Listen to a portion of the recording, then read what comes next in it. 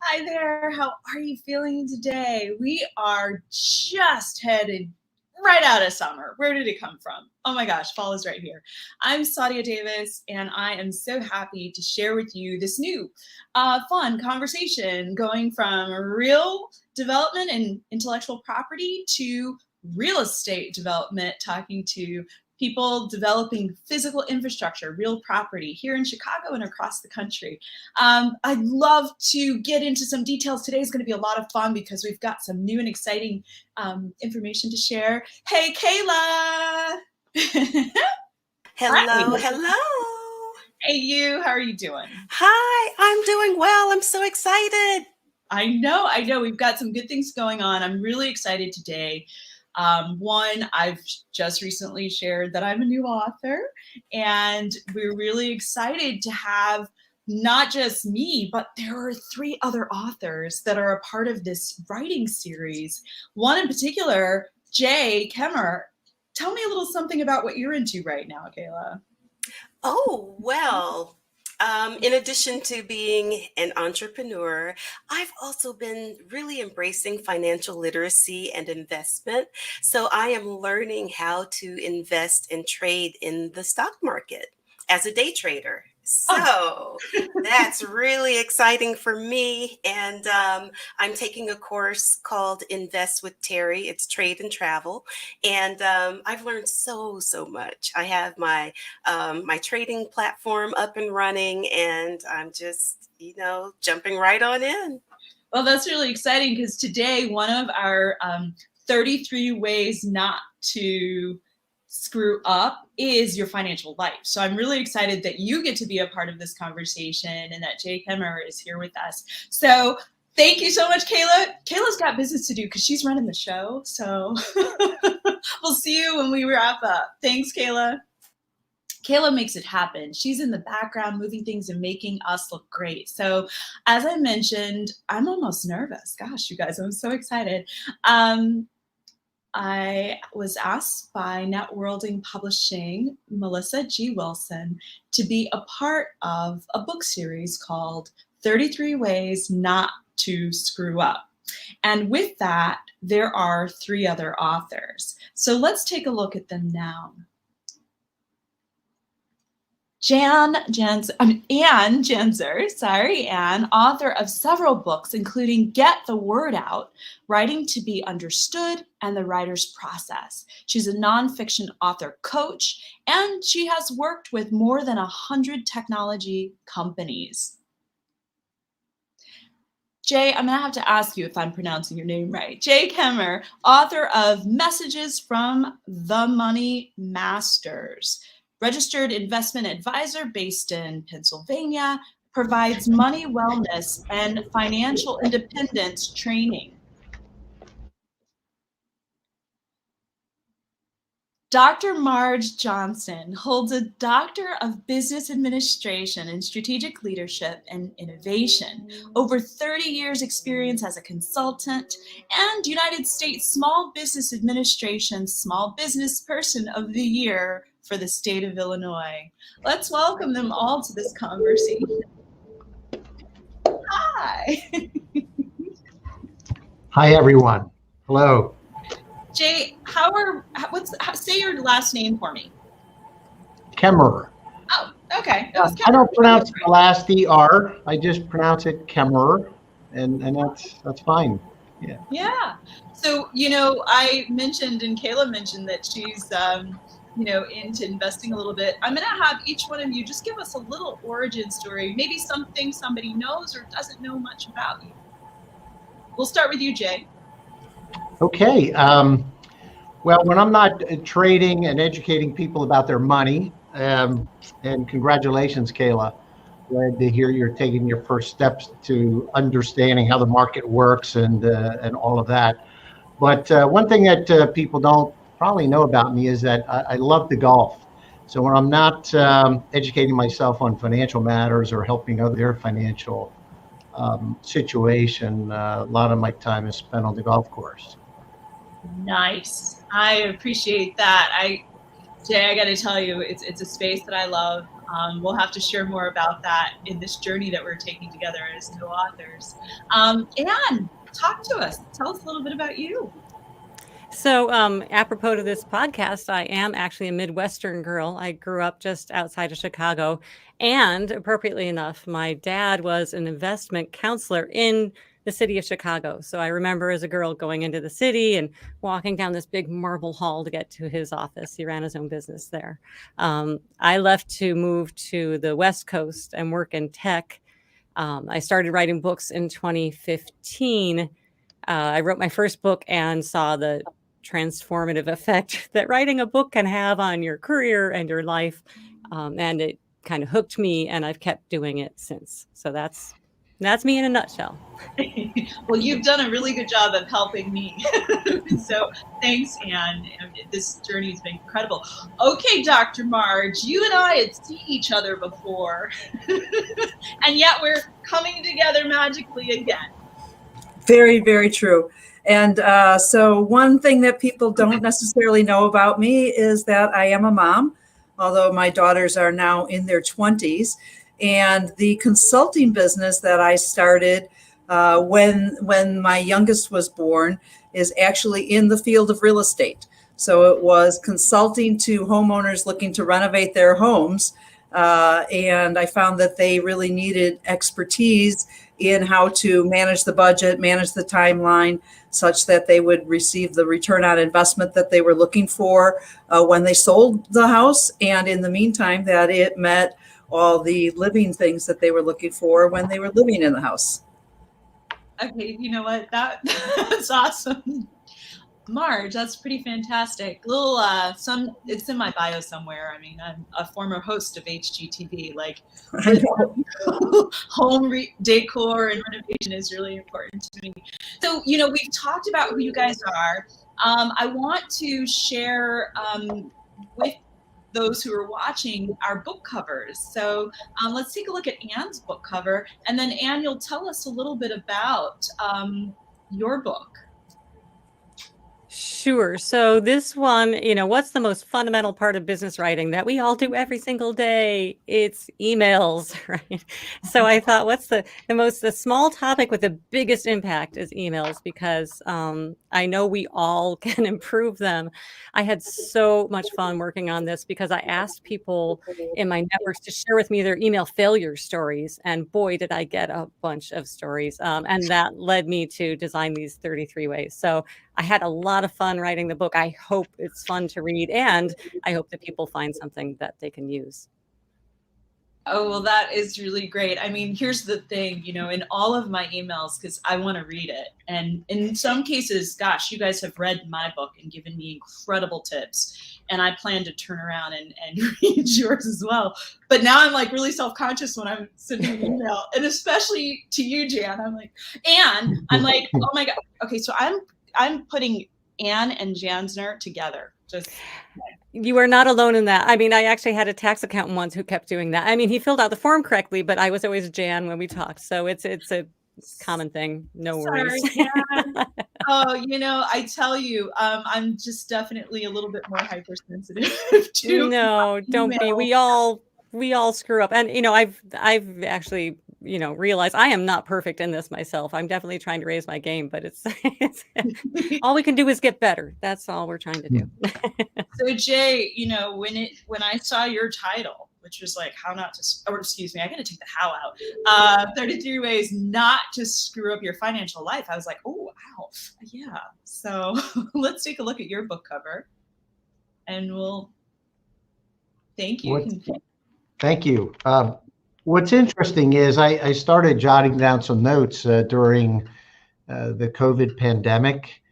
And some of the things I realized is that even though we were coming off a pretty good economic cycle going into COVID, I realized that many people were still making some simple, basic mistakes in their finances. And that's what prompted me to start jotting down these 33 ways not to screw up your life. And some of them are very basic and simple, and you would think, oh, I can't believe anyone would do that. But yet, when you look at them, you'll find, oh, wow, I used to do that. or when I was younger, I did that, or I have a friend that just did that, and we were talking. So I just felt that the easier way to put it out there and make it easy for someone to understand, it'll be easy for them to hopefully solve the problem before it happens, and hopefully people not continue to make the same money mistakes that they might have made in the past. Well, I can't wait to read it. And you guys out there, you're going to have to get it so you can read it and save yourself. Marge, talk to us a little bit. Let's take a look at your book cover.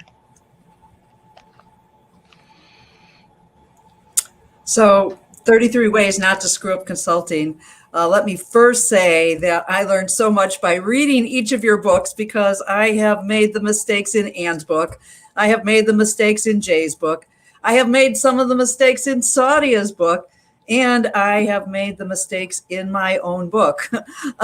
Therefore, and I'm not the only one who's made those mistakes. Quite a lot of people have. And it's a shame, because consulting is one of the ways, like publishing is another way, that we share our expertise with the world. And we come to the consulting world wanting to help others, wanting to make their lives better, wanting to make their businesses better. And when we get stuck in the consulting pitfalls, we block that success, we block that sharing of knowledge from being able to happen. So I over 30 years have run into these mistakes a lot, and it doesn't matter. I've had 30 years experience consulting. I still have made some of these mistakes. I ran a webinar yesterday, and another person who has been consulting to major corporations for many years right away hit on mistake number one, and she hasn't seen the book. She was just asking me for input on it. But a lot of it is written, all of it is written from the perspective of the individual consultant.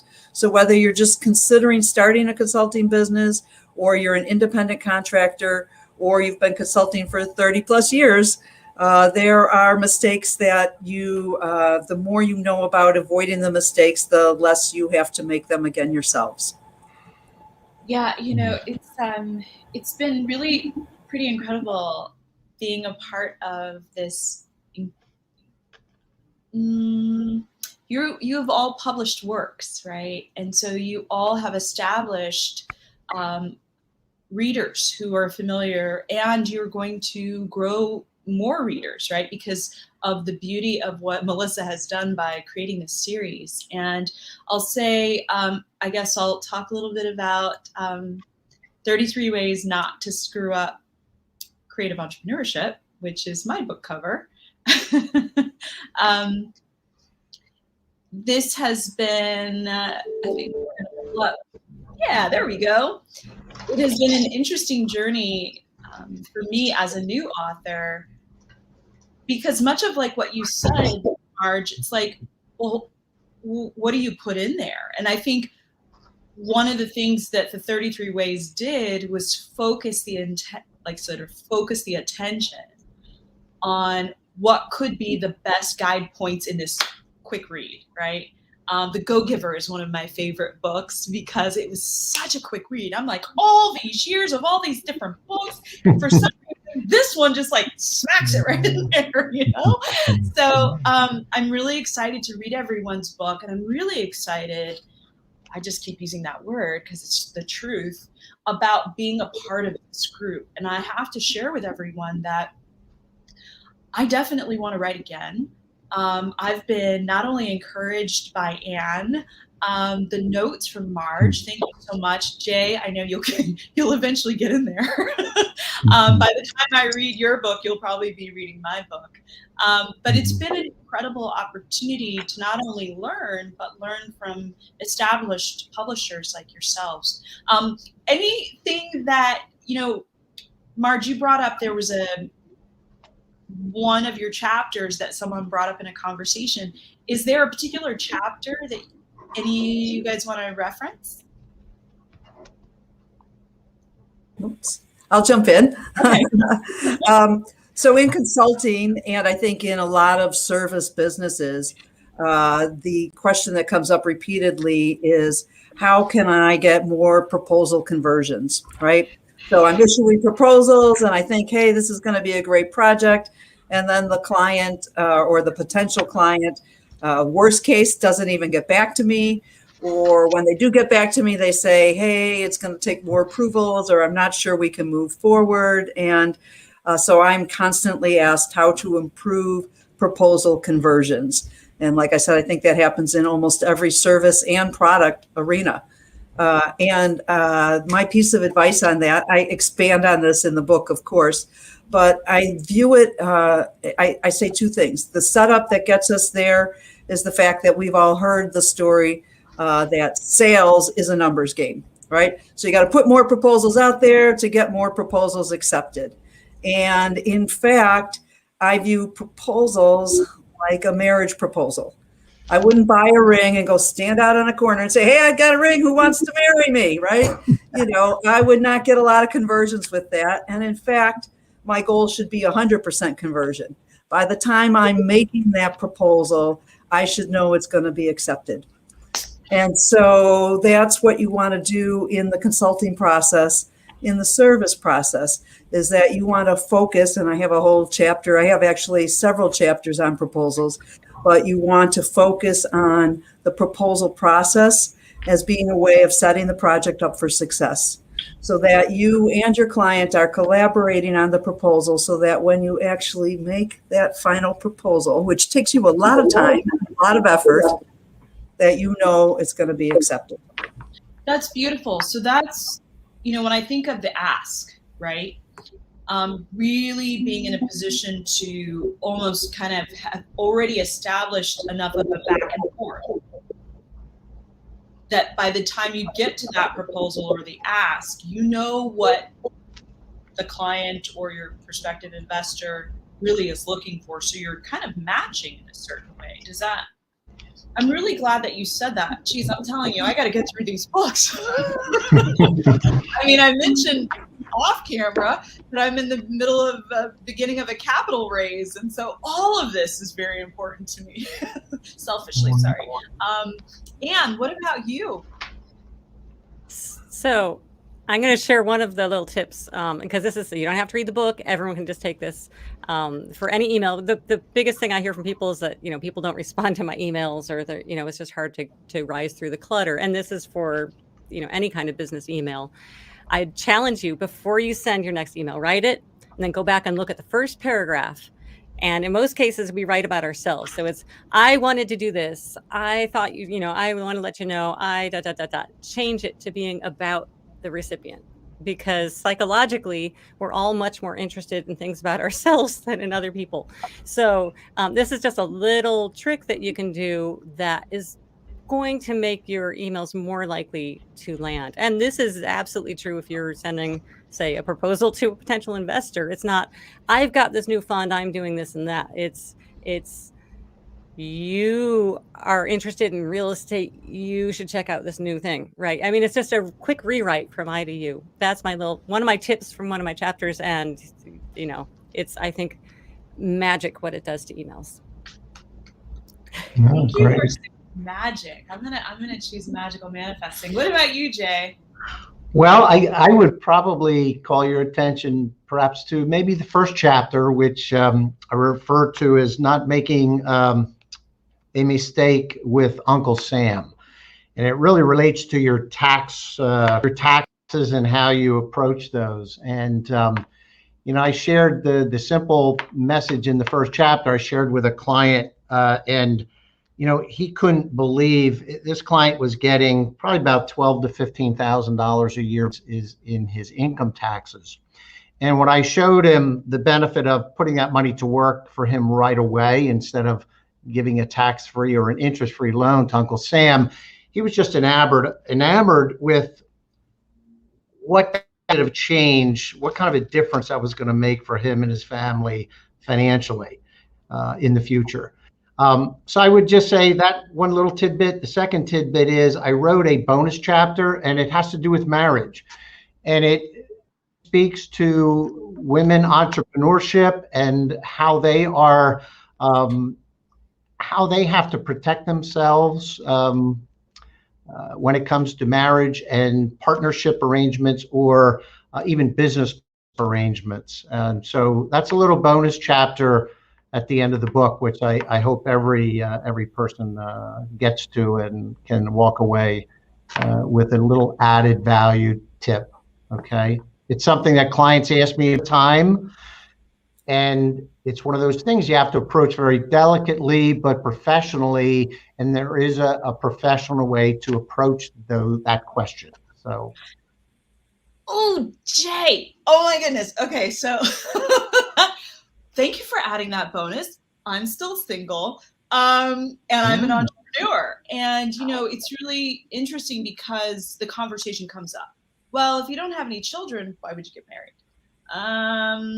What about your assets? Well, what happens in the, exchange of things, right? And so I think that that's critical. That sounds like a reason enough to buy a book. That right there. I'm sorry. Can I add? I would say if you follow the tips in Jay's book, you'll have more money to invest in real estate. Exactly. Right. But it's brilliant how all of our analogies, and I'll use my I'll share my one. But all of our analogies kind of sync up, which is kind of cool. And that's just the magic of Melissa G. Wilson, I think. So I will say magical manifesting. And I struggled with that title, actually, because I was like, it's not really magic. Is it? And I had to go back and look up the word magic, because I believe in the divine, and I believe that we have a connection to being able to, as creatives, have an idea and the importance of writing things down. Now, everybody talks about creating a list and what that does, but there's something to be said about having the idea, feeling an emotion behind it. Somebody wrote that book. And then writing it down. And when I started to look back early as a child, even, I would sketch out things. And over time, they would sort of magically manifest. So I wanted to be sure that specifically with creative entrepreneurships, that individuals value that process of having the idea and writing it down, no matter what it is. In fact, sometimes the ideas wake you up at night. Record it in one of these devices, or take a note so you can go back to sleep. And that's actually a tip that Martha Stewart once said in one of her shows. And I was like, oh my God, yes. I'll tell you, I've slept better ever since. So magical manifesting, I think it's number 9. Anyways, again, the 33 different chapters really provide a lot of insight, focused attention, so that any entrepreneur or anybody in any aspect of business in their financial life, as a consultant, I think, Marge, I can't wait, because I've needed it all my life. So we've got 5 minutes left. Anything specifically? I will say, you guys, now's a great time. We're in pre-sales. You can order all of our books on Amazon.com. Is there anything anyone wants to give a shout out before we wrap up? I think a shout out really to the 33 Ways, and that this is hopefully going to be a series like the Chicken Soup series and things like that, where not only each of us as authors, but several more authors, several that I know of, and Saudi, I know that you know some as well, will be expanding in this. And maybe somebody will step up and write the 33 Ways Not to Invest in Real Estate.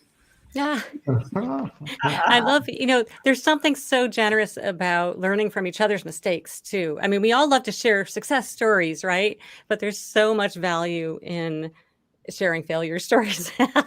And because that's how we learn by failing and trying and stuff. So these books, I think, and I wish I'd had that consulting book when I started my consulting business. They will just ramp up your learning curve and protect you from a lot of unnecessary failures, because you can learn from the mistakes that people have made ahead of you. So what a generous thing. I would just love to say I'm so excited to be here and among such great company. Marge, Ann, Saudia, so much for coordinating all of this, and also Melissa I have to say thank you to Melissa for her vision and being able to bring this all together for all of us. And it's an exciting time. You know, you want to learn with others around you, and it makes it more enjoyable when you can share the experiences that we all have had with the rest of the world.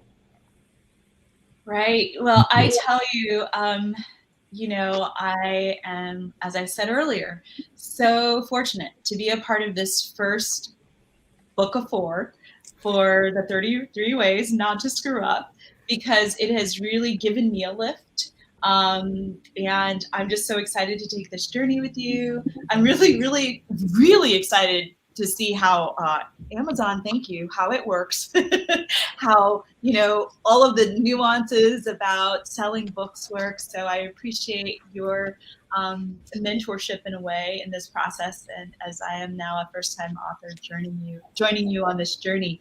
So I just want to share some of your social media for individuals who want to get a hold of you. They can find Anne. I know that you have a blog. I do. It's just my name, AnnJanzer.com. You can find it there. Yeah. So great. So have a wonderful rest of today, each of you. We are, as I said, in pre-sale mode. Our books are all 99 cents till the week of the 20th. Am I correct, Anne? Mm-hmm. Yeah.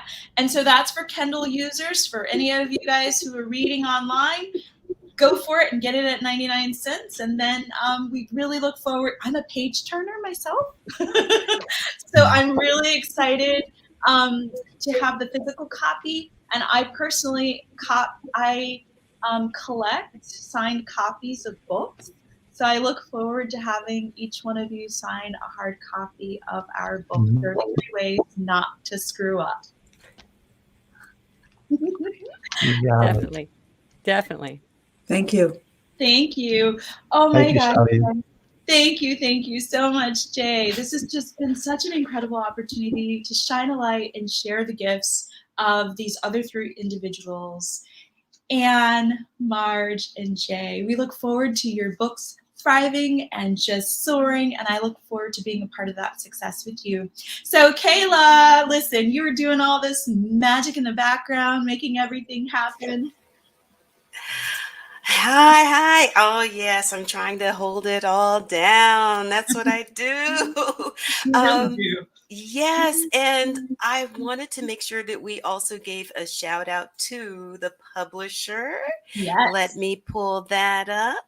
All right, let's give a shout out to Melissa J. Wilson. She was a publisher of Jay's book, Money Masters. In fact, Jay, I rated that book cover just before I even knew you. But Networlding Publishing will pull her logo up. Feel free to look up Networlding Publishing at networldingpublishing.com. Melissa G. Wilson is an incredible individual. We're also grateful to have her as friends and as our publisher. So Kayla, we got to get to the rest of this weekend. You have any plans? You know, I think I'm just going to take it easy this weekend. I hear that.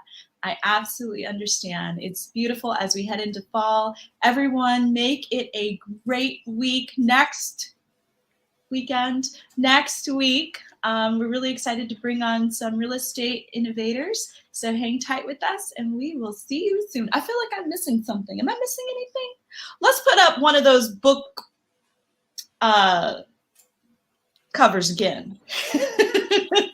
Yeah. We'll go right through them. Absolutely. Now's a good time to go on Amazon, and you've got for another good week or so to purchase these at 99 cents. But like I said before, look forward to the page turners as well. Thank you so much for joining us, and we are excited to come to you every Saturday from real to real. See you next time.